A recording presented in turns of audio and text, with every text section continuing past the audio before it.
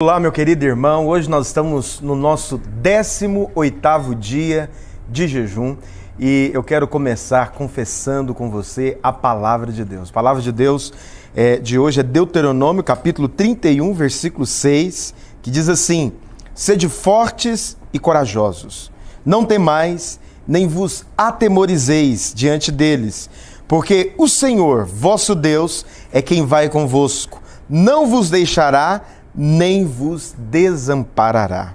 Quero que você confesse comigo assim, com fé no seu coração, dizendo assim: eu sou forte, e corajoso, porque eu estou, firmado, no Senhor. O Senhor vai diante de mim, na minha batalha. Eu tenho a confiança de que o seu amor não me desamparará. Eu estou firmado na sua bondade e na sua graça. O medo e o pânico não terão lugar na minha vida, pois eu estou firmado no Senhor e no seu amor. O Senhor não me abandonará, pois eu fui alcançado pela sua graça, em nome de Jesus. Amém? Quero que você pegue também a sua ficha de alvos pessoais. Eu vou orar agora junto com você pelos seus alvos pessoais. E antes eu quero lembrar você de um versículo que está em Filipenses, capítulo 4, versículo 4. A palavra de Deus diz assim: alegrai-vos sempre no Senhor, outra vez vos digo, alegrai-vos. O apóstolo Paulo, ele está te dando uma recomendação para você decidir se alegrar no Senhor. Nós não nos alegramos em circunstâncias, nós não nos alegramos só quando nós temos dinheiro, recurso ou quando as coisas vão bem, porque nós nos alegramos no Senhor. A nossa alegria está no Senhor e nas suas promessas. Quando nós meditamos nas promessas de Deus, o nosso coração se enche de gozo, de prazer e de alegria. Por isso eu quero que você coloque os seus pedidos diante do Senhor. A promessa de Deus para nós é que tudo que nós pedirmos no nome do Senhor, Ele vai nos dar para que a nossa alegria seja completa. O Senhor, Ele vai te surpreender nesses dias de jejum e Ele vai trazer cada um desses pedidos como respostas, orações respondidas diante de Deus na sua vida. Feche seus olhos. Pai, eu quero colocar no nome de Jesus, ó Deus, cada pedido de oração nesse momento. Eu quero declarar, ó Deus, que a palavra do Senhor, ó Deus, as promessas do Senhor são liberadas diante de nós. Eu quero declarar no nome de Jesus que, ó Deus, ainda nesse jejum, o Senhor nos surpreenderá com respostas, ó Deus, em cada um desses pedidos, porque nós sabemos que nós temos o sim e o amém, ó Deus, para cada uma das suas promessas. Aqueles que oram, ó Deus, por um milagre de provisão, eu oro, ó Deus, que o milagre da provisão, ó Deus, irá chegar até eles. Aqueles que oram, ó Deus, por portas abertas de empregos, de novos negócios, ó Deus, a sua graça surpreenderá eles, de maneira que eles verão céus abertos diante deles. Eu oro também, ó Deus, por aqueles que têm clamado por cura, por milagre, ó Deus, por qualquer tipo de enfermidade. Liberamos uma palavra de cura na vida de cada uma dessas pessoas e declaramos que o Teu Espírito agirá de uma maneira especial. Concordamos também, ó Deus, com a salvação, ó Deus, dos nossos amigos, familiares, parentes.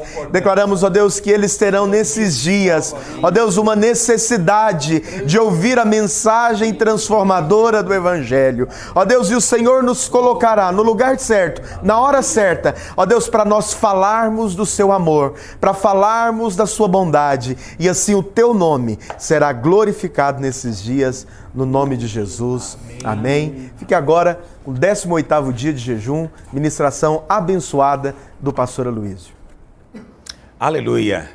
A graça e a paz do Senhor Jesus seja com você, com toda a sua casa hoje.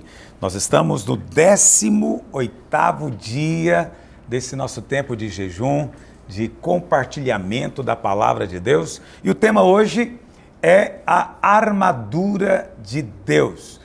Nesse tempo de pandemia, de epidemia, nós começamos e nos primeiros 7, 8 dias nós falamos basicamente sobre o Salmo 91 e a promessa de proteção. Você se apropria dessa promessa, nós explicamos para você como você faz isso, abrindo a sua boca, porque a nossa fé é liberada por meio das nossas palavras, ok? Mas preste atenção, tem um momento em que você precisa combater o diabo e diretamente comandar contra ele.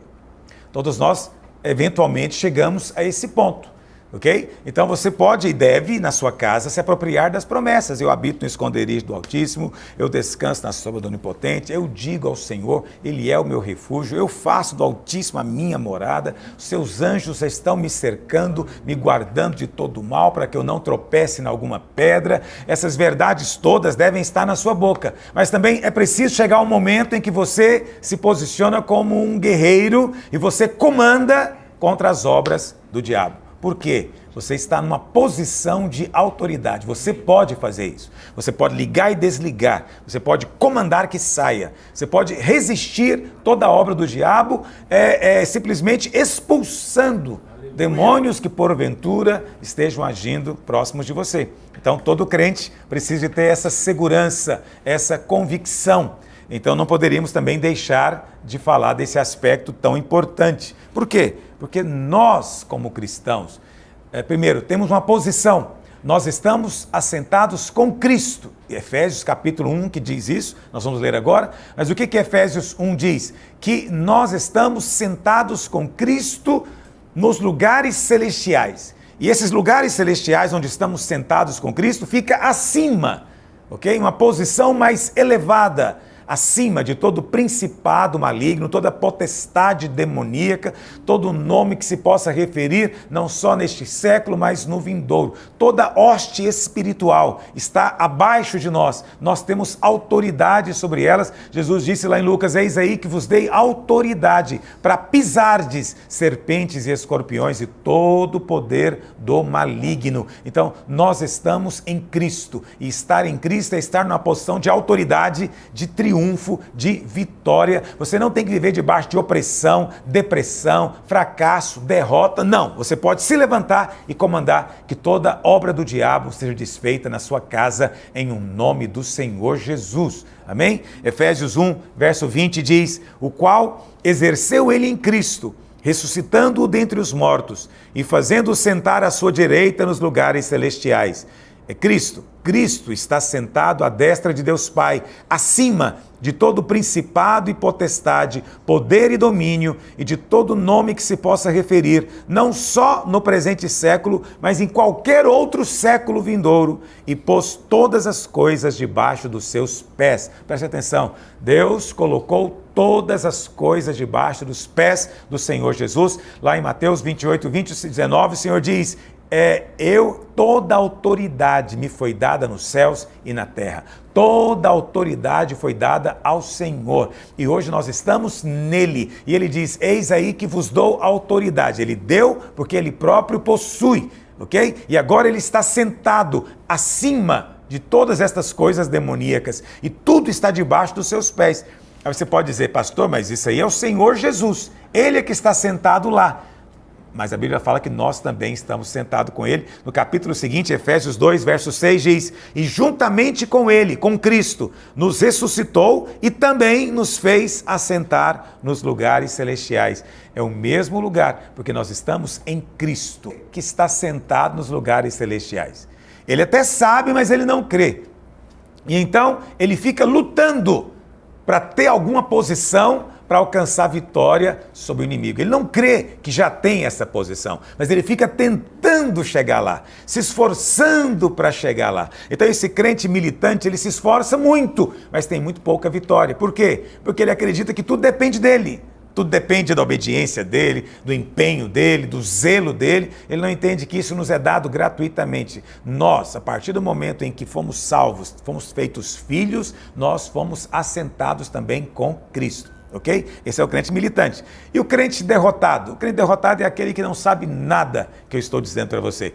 O que eu estou falando aqui, talvez um crente desse está me ouvindo, está dizendo, puxa, nunca ouvi nada disso, porque ele não sabe nada a respeito da sua posição de autoridade sobre o seu direito, né? Direito da redenção. A redenção te garante o direito de reinar em vida. Os que recebem a abundância da graça e o dom da justiça reinarão em vida. Ou seja, estão assentados numa posição de autoridade e eles comandam, eles dão ordens às hostes demoníacas e elas têm que obedecer. Então tem o crente militante que está tentando ser o derrotado, nem sabe o que ele é, e temos o crente triunfante, o crente que é vencedor. Ele entende essa verdade e ele anda de acordo com a perspectiva bíblica. Ele se vê assentado com Cristo, ele tem uma posição, uma autoridade, e eles exercitam essa autoridade contra o diabo, contra o inimigo, colocando debaixo dos pés. Em tempos como esse, nós estamos vivendo, né? Paulo diz que nos últimos dias viriam tempos muito difíceis. Eu quero dizer que esses tempos já têm chegado. Nós vivemos os últimos dias e são tempos muito difíceis. Então, mais do que nunca, você precisa de saber a sua posição. Você precisa de estar totalmente convencido, convicto de que você tem autoridade por causa da vitória de Cristo, porque Ele venceu, porque Ele derrotou. Você agora pode esmagar toda a obra do diabo. E o que temos que fazer para que isso aconteça? Apenas exercer fé e autoridade. Amém? Eu quero mostrar para você um princípio espiritual muito importante, que é o de vestir-se com a armadura de Deus para permanecer inabalável, ok? Se você vai fazer batalha espiritual, você tem que estar vestido dessa armadura. Vamos ler na Bíblia? Efésios, capítulo 6, verso 14, diz assim: Estai, pois, firmes, cingindo-vos com a verdade e vestindo-vos da couraça da justiça, calçai os pés com a preparação do evangelho da paz, embraçando sempre o escudo da fé, com o qual podereis apagar todos os dardos inflamados do maligno. Tomai também o capacete da salvação e a espada do Espírito, que é a palavra de Deus, com toda oração e súplica, orando em todo tempo no Espírito, e para isto vigiando com toda perseverança e súplica por todos os santos. Então, quando nós tomamos a armadura de Deus, nós permanecemos inabaláveis. Portanto, tomar a armadura não é algo pequeno, ok? Não é algo... O grande problema de alguns irmãos é a familiaridade. Eles já ouviram tanto falar disso, que possivelmente eu comecei a falar agora, você está dizendo, eu já sei esse assunto. Né? E você fica pensando que para vencer o diabo você tem que aprender uma coisa nova. Não, você não tem que aprender algo novo, você tem que lembrar o que é desde sempre. Amém. É a palavra de Deus, ela é eterna. Amém? Você tem sim que tomar a armadura de Deus. Eu sei que a descrição que Paulo faz aqui é de algo muito concreto, mas você tem que ter muito cuidado, não faça disso algo místico. Agora eu estou colocando aqui o capacete. Amém? Não faça isso, ok? Não é algo místico, que você pega alguma arma que está ali e que ninguém enxerga, invisível, e que você vai colocar. Não. Cada peça da armadura é apenas um aspecto do Evangelho. Portanto, a armadura é essencialmente algo relacionado com a nossa fé. E quando eu falo fé aqui, não estou falando agora do ato de crer, estou falando do conteúdo da fé, a doutrina que nós cremos, o ensino que nós pregamos, ok? A armadura são simplesmente aspectos desse ensino. Então, tudo tem a ver com o que você crê. Se você crê corretamente, você vai ser guardado, assim como um soldado era guardado pela sua armadura. Mas se a sua fé estiver errada em algum desses pontos aqui, o diabo vai encontrar brecha para lançar a seta. Ok? As pessoas às vezes me perguntam, pastor, tem esse negócio de brecha ainda? Sim, claro que tem a brecha. A brecha não é exatamente aquilo que você pensa. Então o ensino comum por aí é que a brecha é o pecado. Não, a brecha não é o pecado. A brecha é uma peça da armadura que está faltando. É nesse lugar que o diabo vai atacar. Entendeu? Então, eu me lembro assistindo um filme, muitos anos atrás, nem me lembro que o nome do filme era. Eu lembro que o mocinho, né, o herói do filme, estava lutando contra os bandidos e por alguma razão ele estava descalço. E ele tinha muito mais armamentos, né? Muito mais poder do que o adversário. Mas o adversário descobriu que ele estava descalço. E aí o que os adversários fez? Eles procuraram quebrar, metralhar as vidraças ao redor. Ele ficou imobilizado, ele não podia andar mais. E na hora que ele parou de andar, ficou fácil de ser conquistado. Você vê, faltou uma peça fundamental na indumentária do soldado, que é a bota, o coturno, não é? Perdeu a firmeza na batalha. Isso é brecha. Está entendendo o que eu estou dizendo? Então a brecha é sempre uma questão de fé, de ensino. Um ensino eventualmente equivocado. O diabo sempre usa uma crença para encontrar espaço na nossa vida. Então precisamos estar sempre ouvindo a palavra, o evangelho, que está em linha realmente com o ensino bíblico, para que a nossa fé esteja alinhada e o diabo não encontre espaço em nós. Amém? Todas as peças da armadura estão ligadas com a nova aliança. Não tem nada aqui do Velho Testamento. Não tem nada aqui da lei, ok? Nada da lei do merecimento. Okay? Você se torna vulnerável ao maligno quando você resolve andar de acordo com o princípio da lei do merecimento do Velho Testamento. Quando você resolve fazer isso, você está abrindo mão da couraça que te guarda o peito, porque o peito é a justiça pela fé. Quando você abre mão, aí as setas inflamadas do diabo vêm e atingem você. Inflamado significa setas com fogo. Já viram aquelas flechas, né? Lembra dos filmes de faroeste? As flechas com fogo que eles lançavam para incendiar. Seta inflamada é isso. É uma seta que tem fogo na ponta. Ela te vem e te queima. A seta inflamada nada mais é do que acusação do diabo. Então, vamos agora entender cada peça e você vai vesti-la pela fé. Ok? Como é que você faz isso? É alguma oração mística? Não. É dizendo, eu me visto? Não, não é necessariamente assim. É você entendendo a verdade que ela representa. Você vai dizer, eu entendo essa verdade, eu creio nessa verdade, eu ando em linha com essa verdade. Vamos lá então? Primeira peça que o texto nos diz, nós precisamos nos cingir com a verdade. Cingir aqui significa usar um cinto ou uma cinta. Né? Então muitas pessoas usam cinta para dar firmeza aqui na barriga, não é? Mas isso era necessário mesmo na batalha. O cinto era que te dava mais firmeza e é onde também era presa a espada. A espada ficava presa a esse cinto. E Paulo diz que esse cinto é a verdade. O que é a verdade? Ok? Você vai dizer, não, a verdade é a palavra de Deus. Bom, é verdade isso. A palavra de Deus é verdadeira. Está me ouvindo? Mas tem um aspecto específico da palavra de Deus que é a verdade. Por que eu te digo isso? Porque lá em João 8:32, o Senhor vira para os fariseus e diz assim, e conhecereis a verdade, e a verdade vos libertará. Ele falou isso para os fariseus. Eu não sei se você sabe disso, mas os mestres da lei, eles sabiam os 5 primeiros livros da Bíblia de cor. Um mestre da lei conhecia todo o Velho Testamento minuciosamente e sabia grande parte dele também de cor. Mas Jesus falou para eles, vocês não conhecem a verdade, porque se conhecessem, seriam livres. Mas como agora vocês são escravos, não conhecem a verdade. Ou seja, a lei é de Deus, a lei é boa, mas a lei não é a verdade. Por quê? Porque eles não eram livres. Eles conheciam a lei e não eram livres. Mas o Senhor falou, tem uma verdade, você precisa de conhecer. Que verdade é essa? Paulo diz, lá em Gálatas 2,14, ele fala que a verdade é a verdade do Evangelho. A verdade, portanto, é o Evangelho. Pastor, o que é o Evangelho? O Evangelho é João 3,16, é que Deus nos amou de tal maneira, de uma maneira tão extraordinária, que ele abriu mão do seu próprio filho, enviou Jesus para morrer por nós, de maneira que todo aquele que nele crê não vai mais ser condenado, mas ele tem vida eterna. Esse é o Evangelho.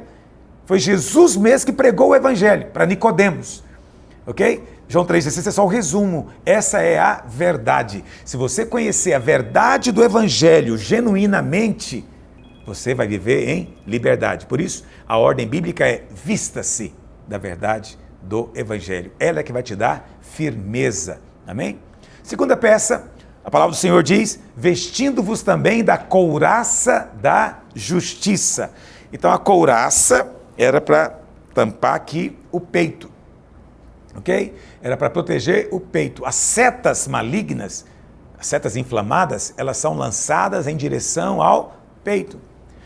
Na Bíblia, o peito é a sede, né, do nosso coração. É o lugar onde o diabo lança condenação, acusação. 1 João 3, verso 20 e 21, diz que se o nosso coração sente condenação, nós não vamos conseguir ter comunhão com Deus. Não é possível ter comunhão com Deus se o nosso coração nos acusa. Mas se você tiver com a couraça da justiça, você vai poder simplesmente repelir os dardos de condenação e acusação do diabo. Pastor, couraça da justiça? Que justiça é essa? Que justiça é essa que a Bíblia está falando? Presta atenção, é a justiça da fé. Não é a justiça da sua obediência aos mandamentos. Não é a justiça que você presume que tem porque se comportou bem. Não, no Novo Testamento a justiça é um dom. A justiça de Cristo é um dom. Romanos 5,17 diz o quê? Os que receberam a abundância da graça e o dom da justiça reinarão em vida. Dom da justiça. A justiça no Novo Testamento não é resultado do seu bom comportamento, não é resultado da sua obediência. A justiça no Novo Testamento é um dom que você recebe. Assim como você recebeu o dom de línguas ou o dom de profecia, você também pode receber o dom da justiça. Todo crente recebeu o dom da justiça. Por isso, nunca devemos nos chegar ao Pai confiado em algum merecimento próprio, em alguma justiça que nós presumimos que nós mesmos tenhamos.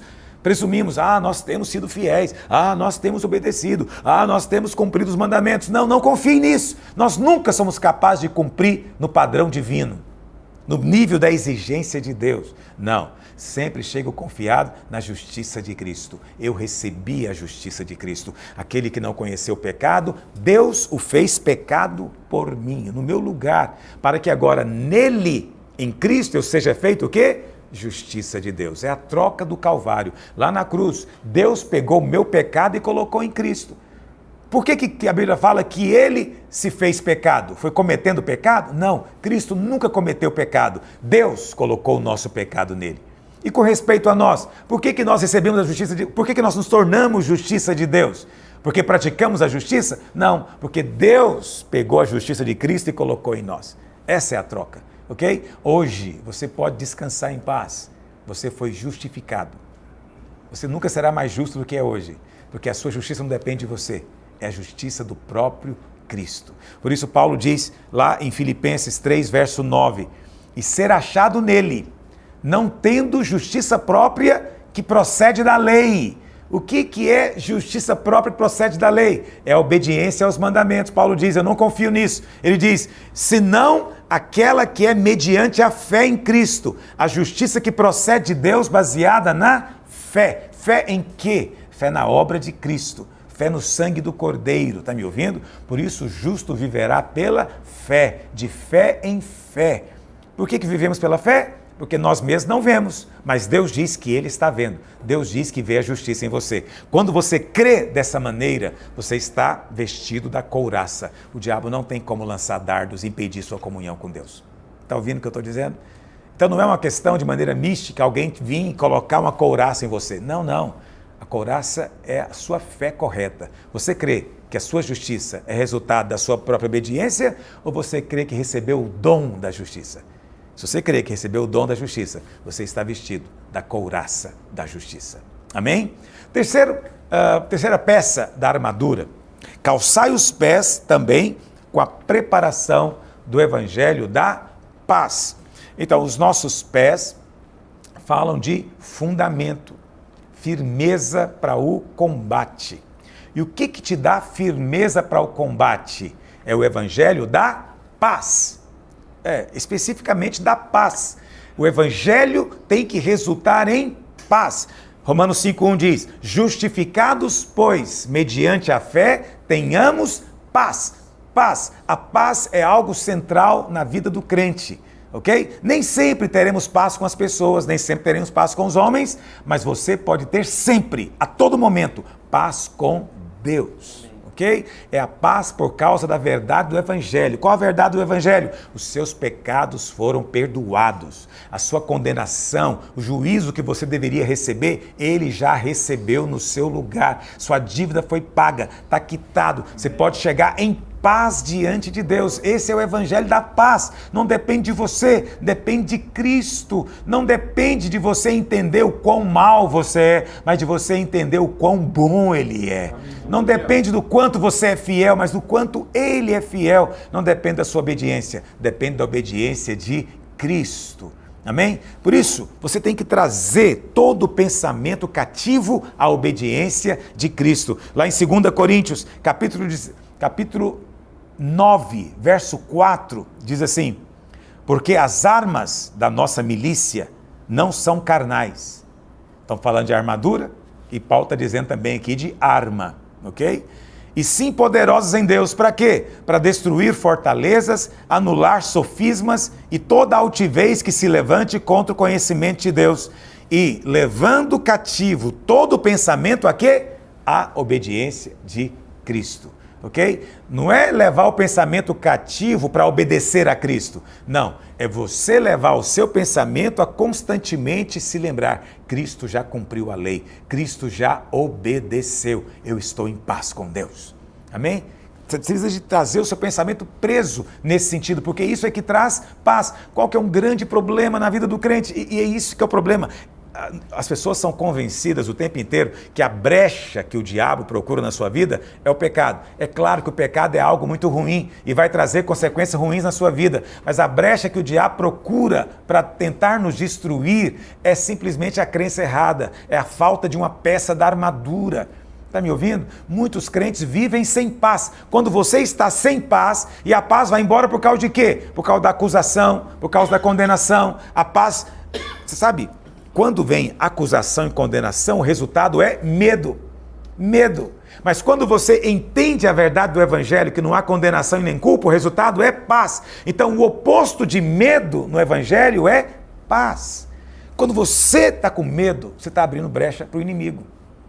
Entende? Por quê? Porque o medo é porque você ainda não sabe o quanto é amado. O medo é porque você está acreditando na acusação do diabo. Você fez coisas erradas, agora a pandemia vai chegar na sua casa. Agora a praga vai pegar você. Então você não tem paz, está atormentado. Mas quando você crê na verdade do Evangelho, não, o diabo diz que eu pequei, mas eu digo, o sangue já me lavou. O diabo diz que eu tenho débito, eu digo, o sangue é o pagamento. E eu mantenho a paz. Quando eu estou em paz, o diabo não pode fazer nada contra mim. Amém? Viva em paz na presença de Deus. Lucas 10, 19 diz: eis aí que vos dei autoridade. O Senhor nos deu autoridade para pisar. Pisar, olha a expressão pisar. Nós estamos falando aqui do quê?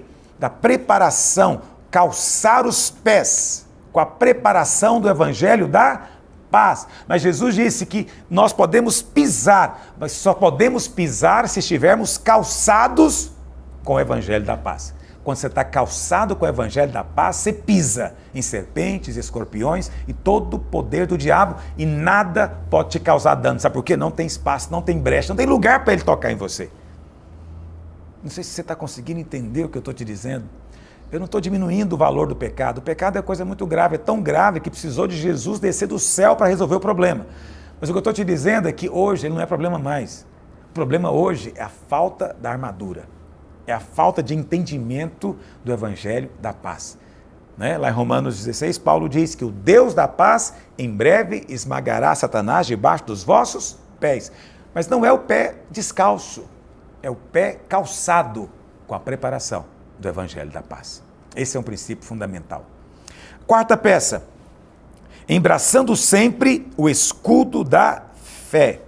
Porque é por meio do escudo da fé que nós apagamos os dardos inflamados do maligno. Esses dardos inflamados, de maneira prática, são pensamentos que o diabo lança na sua mente, pensamentos de desqualificação. E o diabo nunca usa a terceira pessoa, é sempre a primeira pessoa. Ele nunca fala para você na sua mente: você é um derrotado, você é um fracasso, você não vai dar em nada. Ele nunca diz assim. O diabo sempre lança pensamentos na primeira pessoa. Eu sou um fracasso. Eu não posso nada, eu nunca vou conseguir nada, entendeu? É sempre eu. E o inimigo, ele está sempre mostrando o que você fez, o que você deixou de fazer, o tanto que você está desqualificado, o quanto você está fora do padrão de Deus. E tem gente que acredita que isso é vida cristã, não é. Isso é viver o tempo inteiro debaixo de ataque. Mas a armadura, como eu te disse, está relacionado com a fé. Então, quando você crê corretamente, você pode apagar os dardos inflamados do maligno. Então, a fé aqui, o escudo da fé, não é o ato de crer, mas é o conteúdo da fé. O que você crê? Então, o conteúdo da sua fé tem que ser o evangelho da graça, o evangelho da paz, o evangelho da justificação pela fé. Todas são expressões corretas. Lá em Judas, no capítulo 1, verso 3, Judas diz assim: amados, quando empregava toda a diligência em escrever-vos acerca da nossa comum salvação, foi que me senti obrigado a corresponder-me convosco, exortando-vos a batalhardes, entrar na batalha, na guerra, diligentemente. Guerra pelo quê? Pela fé que, de uma vez por todas, foi entregue aos santos. A fé foi entregue aos santos. Ok? Isso é muito importante, mas qual que é a exortação do apóstolo? Precisamos de pelejar. Pelejar o quê? A batalha da fé. Paulo diz lá em 2 Timóteo 4 que ele combateu o bom combate da fé. Todas as coisas nos são dadas quando nós cremos. Então, o que o inimigo quer fazer o tempo inteiro? Nos enganar, lançar conceitos, pensamentos errados, que nos impeçam a ter fé. Então, um pensamento muito comum que o diabo lança na mente das pessoas: primeiro, você tem que obedecer completamente, para depois você pedir essa bênção. Como é que você quer pedir essa bênção para Deus com tanto erro na sua vida? Já viram isso? É um pensamento, não é do Espírito Santo. Esse pensamento é do espírito maligno, é uma seta na sua mente. Você precisa hoje do escudo da fé. A Bíblia fala que o Senhor Jesus curou a todos que foram a Ele. E a única exigência foi fé. O Senhor perguntava: você crê que eu posso fazer isso? Você crê? Ele dizia: vá e que seja de acordo com a sua fé. A fé, o tempo inteiro, é mencionado que a fé é a moeda do céu. Você não vai encontrar nenhuma vez o Senhor dizendo: olha, antes de eu orar por você, eu quero que primeiro você resolva essas questões com a sua mulher. Você brigou com ela hoje? Você bateu na mulher? Vai lá primeiro, aí depois eu vou te curar. Ele não falou isso para ninguém. O Senhor não falou para ninguém: ó homem de obediência pequena, ó homem de santidade pequena. Ele só disse: pequena fé. Então ele não mandou ninguém primeiro cumprir os mandamentos, né? Acabar com ressentimento, entregar o dízimo, sei lá o que seja, qualquer exigência. Ele não fez nenhuma exigência. A única foi crer. Crer. Essa é a verdadeira mensagem do Evangelho. A moeda do céu é fé. Fé. Mas muitos têm substituído por outras coisas. São coisas boas, mas que tiram a sua fé, porque você nunca crê ou nunca sente que cumpriu as condições todas para receber a bênção de Deus. Coloca hoje o escudo da fé, querido, em nome de Jesus. Já estou na quinta peça? Tomai também o capacete da salvação. Aleluia. O capacete da salvação. O que é o capacete da salvação? É a certeza que você é salvo. Então nós vivemos uma época interessante. Aqui no Brasil, a esmagadora maioria dos crentes recebeu o ensino de que ninguém pode ter certeza da salvação, porque você não sabe. Você não sabe quem é salvo e quem não é. Pode ser que você venha cair amanhã. Como é que você pode dizer que é salvo? E você sabe, eu estava em Belém há um tempo atrás, fui ministrar lá, e aí uma pessoa estava lá ouvindo a minha ministração, e ele falou: pastor, você não acha que é muita arrogância dizer que é salvo? Como é que você pode dizer que você é salvo? Só Deus pode dizer. Entende? É por causa de ensinos tortos como esse que as pessoas vivem debaixo de ataque do diabo dentro da igreja. Eles são crentes e vivem uma vida miserável, derrotada. Por quê? Porque falta para ele uma peça fundamental para guardar a cabeça dele. Entende? Ele não crê que ele é salvo. Presta atenção. Se você duvida da sua salvação, as outras peças da armadura se tornam inúteis, porque o diabo vai atacar só na sua cabeça. Ele não vai perder tempo com outras coisas. Entende? Só na cabeça. Então a Bíblia fala da esperança da salvação. É verdade. Fala de uma santa expectativa da salvação. Mas eu não quero que você pense que esperança na Bíblia é uma coisa assim, quem sabe? É um otimismo disfarçado, né? Vamos ver, quem sabe eu vou ser salvo. Não é. A esperança bíblica é baseada na promessa daquele que não pode falhar, daquele que não pode mentir, que é a testemunha fiel e verdadeira. Entendeu? Então, se a minha salvação depende de mim, então eu quero dizer, eu não vou ser salvo. Eu vou me perder. Eu vou para o inferno. Se ela depende de mim, eu estou condenado. Mas se a minha salvação depende do poder de Deus, e se é o poder dele que vai me guardar, eu posso dizer, eu já estou salvo. Por quê? Porque aquele que fez a promessa não pode falhar. Que coisa maravilhosa que é isso. 1 Tessalonicenses, capítulo 5, verso 8 diz, nós, porém, que somos do dia, sejamos sóbrios, revestindo-nos da couraça da fé e do amor e tomando como capacete a esperança da salvação. Mas nunca pense que esperança é uma expectativa otimista. Não, esperança é uma certeza completa. Você crê que é salvo? Sabe, tinha uma irmã muito preciosa, ela faleceu no ano passado, com mais de 100 anos. Irmã Conceição. E ela tinha uma estratégia de evangelismo poderosa. Eu viajei com ela de avião quando ela já estava com 100 anos. No aniversário de 100 anos dela, eu viajei com ela e ela sentou-se. Estava eu e minha esposa de um lado e ela do outro lado do corredor. Ela estava lá do outro lado, junto com a filha. Mas todas as pessoas que chegavam para cumprimentá-la, ela perguntava, você tem certeza da sua salvação? Você já sabe onde vai passar a sua eternidade? E a aeromoça veio servir alguma coisa e ela atacou a aeromoça, falou, filha, você sabe onde vai passar a eternidade? Você sabe, não é um tipo de assunto dentro de um avião que parece comove as pessoas, elas ficam um pouco assustadas, né? E a aeromoça falou, não, mas por que a senhora está falando isso? Eu não penso nessas coisas. E ela falou, pois deveria pensar, a eternidade é mais longa do que essa vida. E ela pregou para a aeromoça, e a aeromoça prometeu meditar no assunto, ela não perdeu oportunidade. Mas você sabe, se ela fosse perguntar em algumas igrejas evangélicas, teria que fazer apelo para muitos, porque eles não têm certeza, porque acreditam que são salvos, baseado na obra deles, na obediência deles, na perseverança deles, no que eles fazem. Se a sua salvação depende de você, filho, você não vai ser salvo. Mas se depende de Cristo, você já está salvo. É por fé. Creia nisso. Amém? E a sexta ferramenta ou peça da armadura, Paulo diz, tomai também a espada do Espírito. A espada do Espírito é a palavra de Deus. Palavra aqui no original é rema. Tem duas palavras no grego traduzidas como palavra em português. Rema e logos. O logos é a palavra escrita, é a palavra de Deus eterna e tem poder também. Mas a palavra usada aqui é a palavra rema, que significa aquela palavra que foi liberada pelo Espírito Santo a nós naquela situação específica. Então, normalmente o Espírito Santo pega a palavra logos, essa que está escrita, e aviva ela no nosso coração. Na hora que ele aviva aquela palavra no nosso coração, ela queima no nosso coração, ela se torna a palavra rema. E essa é a espada do Espírito. Amém? O Senhor Jesus disse lá em João 6,63, as palavras que eu vos tenho dito são Espírito e são vida. Espírito e vida. Tudo o que Deus faz é por meio da palavra e do Espírito. É da união da palavra e do Espírito que a vida é gerada, que todas as coisas de Deus vêm à existência. Portanto, nós precisamos do Espírito fluindo, mas precisamos da palavra sendo liberada na nossa boca. Apocalipse 12:11 diz, eles, pois, o venceram o diabo pela palavra do testemunho que deram.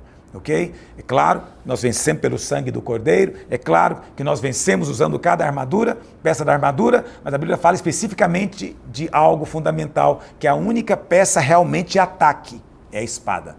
As outras peças são de defesa, mas essa aqui é de ataque, significa que depois que o diabo vê a espada agindo, de alguma maneira ele é atingido. E a última coisa, encerrando esse nosso tempo hoje, Paulo diz, orando em todo tempo no Espírito. Todas essas coisas, elas vão fluir e vão se tornar substanciais, né? Porque a fé substancializa. Não é um faz de conta. As coisas de Deus não são faz de conta. Não é assim, mas vamos fazer como se fosse. Não é faz de conta, não. A fé substancializa. ok? Aqui nesse ambiente não dá para perceber, mas está cheio de poeira, ok? Não dá para ver, mas está, é um fato. Mas quando nós abrimos a janela, puxamos a cortina, na hora que a luz do sol entra, a luz revela a poeira que já está no ar. A luz do sol não produziu essa poeira, apenas revelou. A fé não vai produzir, a fé só vai te mostrar o que já é no mundo espiritual, as coisas que já são. Por isso, é muito importante você orar no Espírito. O que significa orar no Espírito? 1 Coríntios 14, verso 14 diz, quando eu oro em línguas, eu oro de fato, mas a minha mente fica infrutífera. Quando você ora em espírito, seu espírito ora de fato, mas a sua mente não, porque você não está entendendo o que você está orando. Ok? Oração no espírito é orar em línguas. Ok? Nós precisamos de exercitar as línguas, como as línguas que nós recebemos como evidência do enchimento do Espírito Santo, ok? Então, essas palavras que nós pronunciamos, essas línguas que são chamadas línguas estranhas, elas têm também poder espiritual, ok? Para liberar o nosso espírito. E nós oramos de maneira perfeita, porque é o Espírito Santo orando através de nós. Amém, querido? Exercite o orar em línguas também nesses dias. Você está sentindo assustado, está com medo? Ora em línguas. Ora em línguas. Você está percebendo coisas acontecendo? Você não sabe como orar especificamente? Ora em línguas. Quando oramos em línguas, o Espírito Santo ora através de nós. E a nossa fé é edificada. Lá em Judas, capítulo 1, verso 20, diz que nós edificamos a nossa fé orando no Espírito. Orando no Espírito. Quando oramos em Espírito, nós edificamos a fé, nós guardamos o amor de Deus, amém? Nosso coração também é guardado e recebemos revelação do céu. Por isso, se você não tem feito isso nesse jejum, eu espero que esteja fazendo, se não tem feito, vamos fazer hoje. Separe um tempo para isso, para adorar a Deus e ministrar ao Senhor em línguas. E, acima de tudo, procure alinhar a sua crença com a palavra de Deus. Cada peça da armadura é uma crença correta a respeito do Evangelho. Amém? Que você hoje seja guardado pelo poder de Deus e permaneça inabalável, vestido com a armadura que o Senhor nos deu. Vamos participar da mesa do Senhor. Glória a Deus. Aleluia. Que bênção, que privilégio poder aprender todas essas coisas e receber da parte do Senhor essa palavra de hoje a respeito da armadura de Deus, sobre todos esses equipamentos, não é, que Deus nos deu para que nós possamos nos apropriar pela fé. E o bom, né, de fazer parte da nova aliança, de estar desfrutando da graça de Deus, é que, como diz a Bíblia em Romanos capítulo 8, versículo 37, que em todas estas coisas, porém, nós somos mais do que vencedores por meio daquele que nos amou. O que eu quero fazer agora? Eu quero que aí onde você está, você pegue o seu cálice, pegue o seu pão e olhe para ele. Né? Você sabe, as circunstâncias não determinam o amor de Deus por nós, mas o sangue de Cristo derramado na cruz é a prova do amor de Deus por nós. Né? Ele já provou o seu amor no dia que entregou o seu Filho lá na cruz do Calvário. Quando você segura este pão e esse cálice na sua mão, você deve sempre lembrar que você é mais do que vencedor por meio daquele que te amou. Você é filho amado de Deus e você terá vitória em cada área da sua vida. Amém? Pegue o seu pão, aonde você está, erga e diga assim, repita após mim. Este pão é o corpo de Cristo que foi colocado na cruz no meu lugar. Ao comer este pão, eu declaro que eu sou membro do corpo de Cristo. A vida de Cristo é a minha vida. A natureza de Cristo é a minha natureza. A saúde de Cristo é a minha saúde. A força de Cristo é a minha força. Ao comer este pão, eu declaro que eu estou recebendo vida, saúde, cura, provisão, em nome de Jesus. Pega o seu cálice, erga aí onde você está E diga assim: este cálice é o sangue de Cristo, que foi derramado na cruz, no meu lugar. Por este cálice, eu declaro que eu sou filho amado de Deus. Por este sangue, eu declaro que todos os meus pecados já foram perdoados. Sobre mim não há mais culpa, não há condenação. Eu sou perdoado, lavado, purificado de todo pecado. Por este sangue, eu piso agora na cabeça do acusador e declaro que eu sou mais que vencedor em Cristo Jesus. Amém. Coma do pão, beba do cálice do Senhor. Amém?